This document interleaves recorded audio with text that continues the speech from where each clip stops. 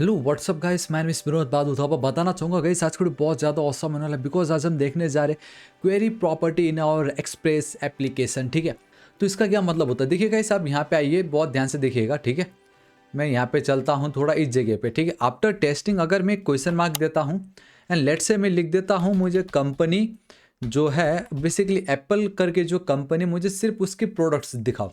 And जब मैं send पे क्लिक करूँगा, आप देखो कंपनी एप्पल एंड आप देख सकते हो कि गाइस मुझे लाइक नहीं मिल रहा है। हम क्या कर सकते हैं, मुझे डेटा नहीं मिल रहा है। तो अब हम क्या कर सकते हैं बताओ, क्योंकि मैंने अगर ये लिख के इस तरीके से मैं पेस्ट कर रहा हूँ तो मुझे डेटा नहीं मिल रहा है। हाँ, लेकिन सेम यही चीज़ को अगर मैं कॉपी करता हूँ, मैं मेरे कोड पे चलता हूँ। ठीक है, ठीक इस जगह पे ध्यान से दिखिएगा, मैं कंपनी इक्वल टू एप्पल लिख रहा हूँ एंड मुझे इसको इस तरीके से लिखना है।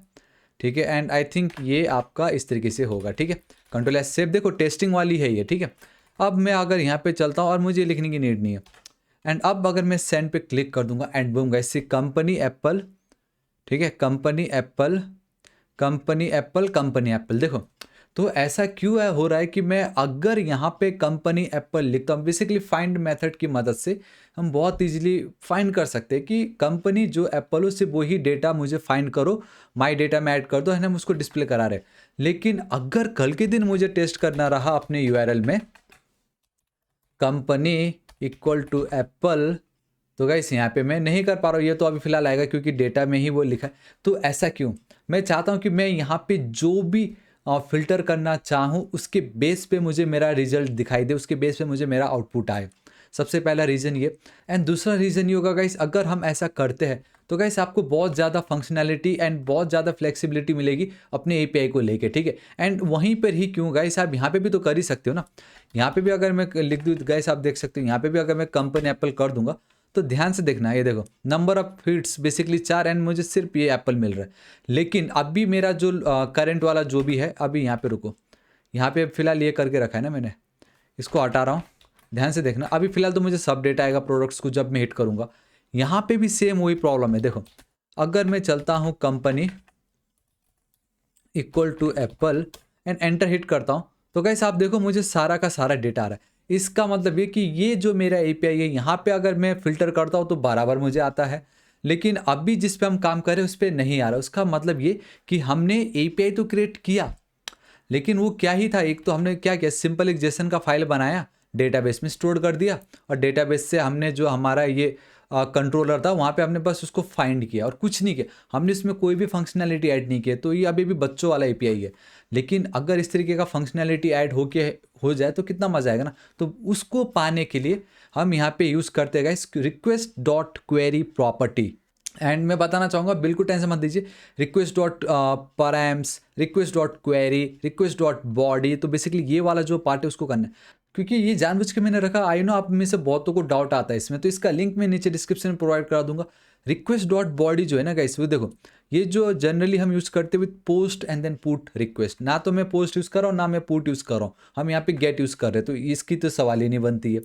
सेकंड आता है गाइस आपका रिक्वेस्ट डॉट पैराम्स, तो ये बेसिकली आपका यूआरएल का जो मेन रिक्वेस्ट कुछ तो भी होता है, बेसिकली ये जो डेटा आपको दिख रहा है वो आपको आउटपुट में मिल रहा होता है, सिंपल। ठीक है, लेकिन रिक्वेस्ट डॉट क्वेरी, देखो request dot query is mostly use for searching, sorting, filtering, pagination etcetera, this is it request dot query. And ये कैसे काम करता है, देखो ये जो है आपका की वैल्यू पेयर में होती है, ये जो है आपका ये है, आप एक सेकेंड में दिखाना चाहूँगा, ये देखो की एंड देन वैल्यू, ये ऑलवेज आपका की एंड देन वैल्यू पेयर में होती है।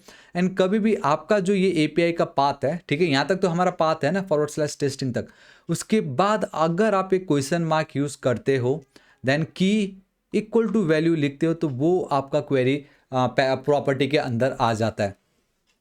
ठीक है, तो अगर आप कल के दिन रिक्वेस्ट डॉट क्वेरी लिखते हो तो आपको आफ्टर क्वेश्चन मार्क जो कुछ भी आपने लिखा है वो हमें मिलता है।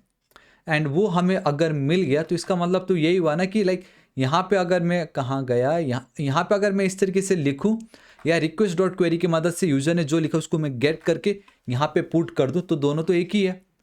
एंड उसमें और ज़्यादा उल्टा फ़ायदा, उसमें सिर्फ कंपनी इक्वल टू एप्पल के, उसमें हम कुछ भी करेंगे वो ऑटोमेटिक यहाँ पे रिफ्लेक्ट होता जाएगा। ठीक है, तो ये देखो मैं यहाँ पे छोड़ता हूँ एंड इस तरीके से चलता हूँ रिक्वेस्ट डॉट क्वेरी, सिंपल। ठीक है, एंड बताना चाहूँगा इसकी नीड नहीं है सेमी कॉलम की, अब बेसिकली कर्ली ब्रेसेस की हमें कंट्रोल एस सेव कराऊँ, दिस इज इट। तो रिक्वेस्ट डॉट क्वेरी क्या करेगा मैं आपको बताता हूँ यहाँ पे, ठीक है।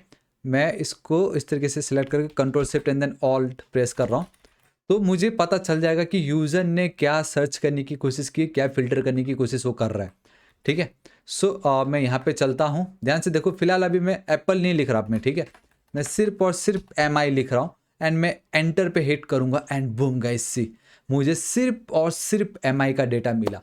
इससे पहले क्वेरी रिक्वेस्ट डॉट क्वेरी लिखने से पहले मुझे सारा का सारा डेटा आ रहा था, बट अब मुझे वो मिल रहा है। वहीं अगर मैं यहाँ पे चलता हूँ तो ये देखो गाइस कंपनी, ये देखो request dot query, I hope आपको दिख रहा है, कंपनी MI, तो यही तो मुझे चाहिए था। अगर मैं ये यहाँ पे लिख देता डायरेक्टली तो भी मुझे यही डेटा आता, लेकिन अब फ़ायदा क्या, अब मैं MI क्या, मैं कुछ भी लिख सकता हूँ। लेट्स गो विथ डेल, अगर मैं एंटर हिट करूँ तो मुझे देखो गाइस डेल का आएगा।